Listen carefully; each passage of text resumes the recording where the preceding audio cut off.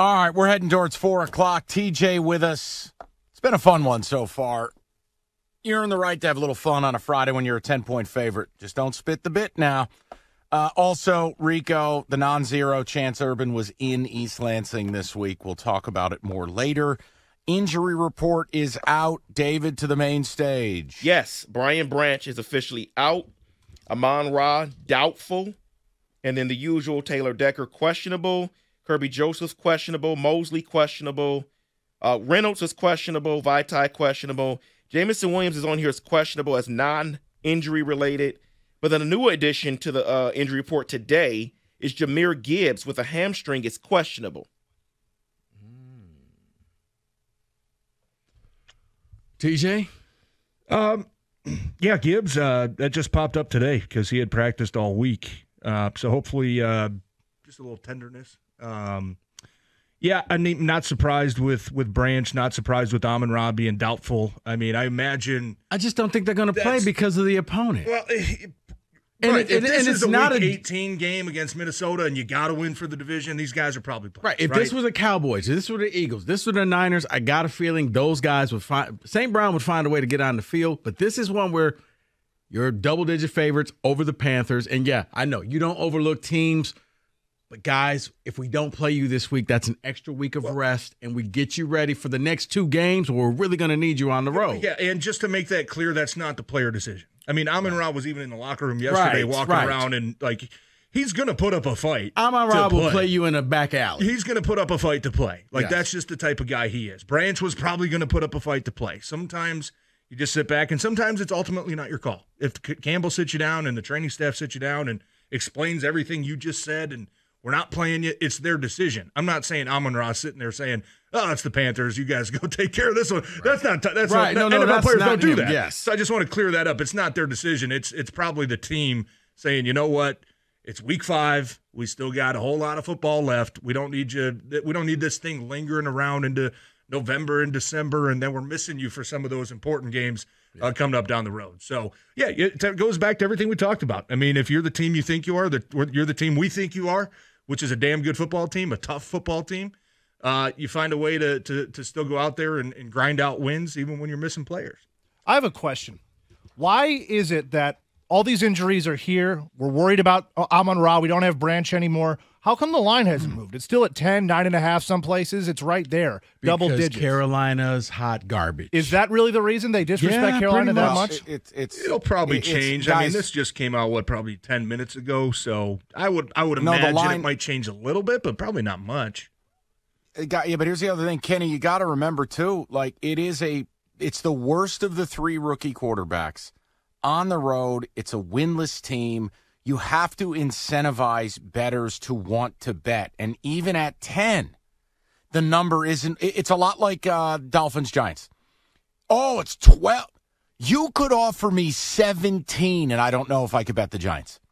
It's the same thing here with Carolina. How much would it take for you to bet your mortgage on Carolina? They're terrible. They're absolutely terrible. You okay, man? Yeah, dude, honestly, I'm dying. I know. Water down the wrong pipe, excuse me.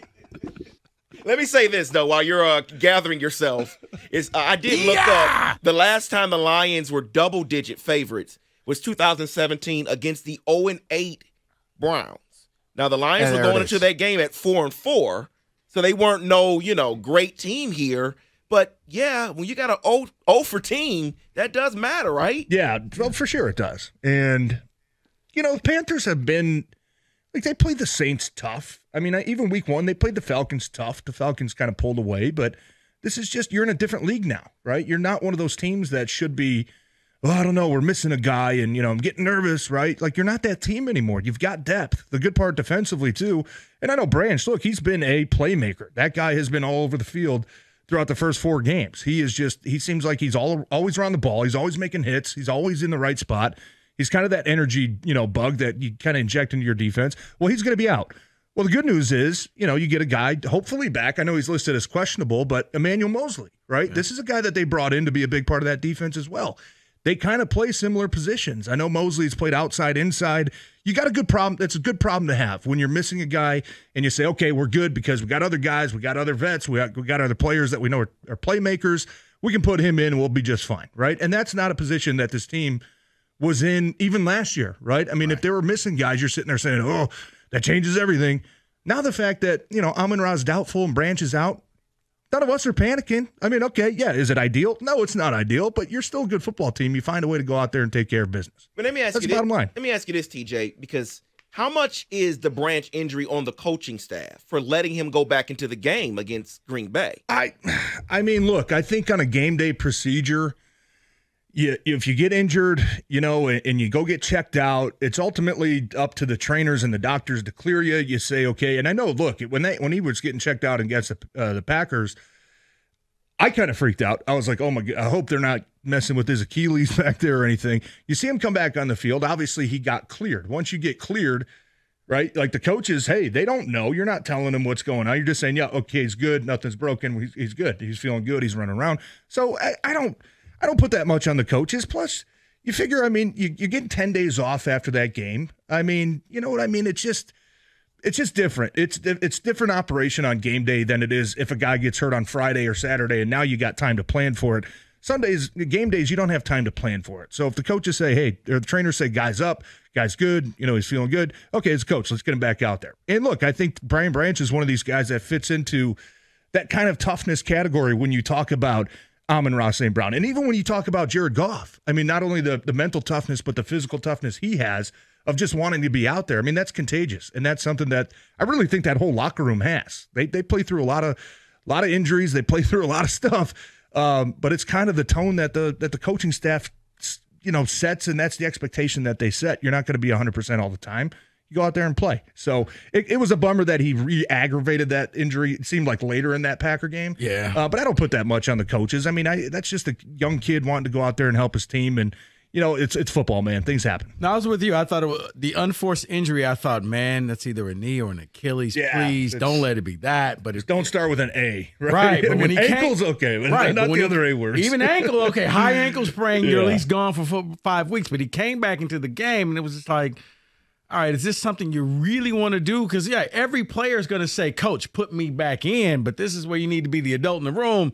It's not, son, you know what? We got this game. We're going to go ahead and tap you out, and you're going to get 10 days rest. And see, that's what I'm just saying. So, game day operation, you don't have that much time to relay the information. I mean, the coaches don't even really know what happened. They either get a thumbs up or a thumbs down, and then it's okay, thumbs up, we're going, right?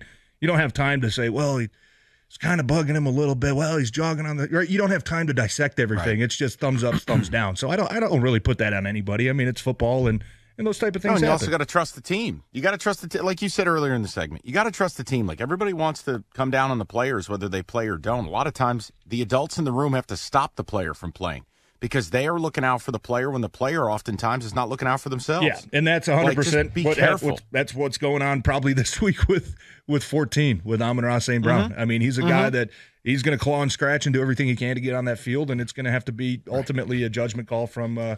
It's a lot of what you had to do with Stafford for a lot of years. Yeah. Let me be. I mean, honestly, we've all said a lot about Matthew Stafford. The one thing we never questioned is his toughness. No. If Stafford missed the game, he had to be in a wheelchair to miss it. Yep. And you feel like Goff's kind of the same guy. Yeah. I mean, Goff's got that DNA in him as well. But I can see St. Brown putting on a new number and a fake mustache.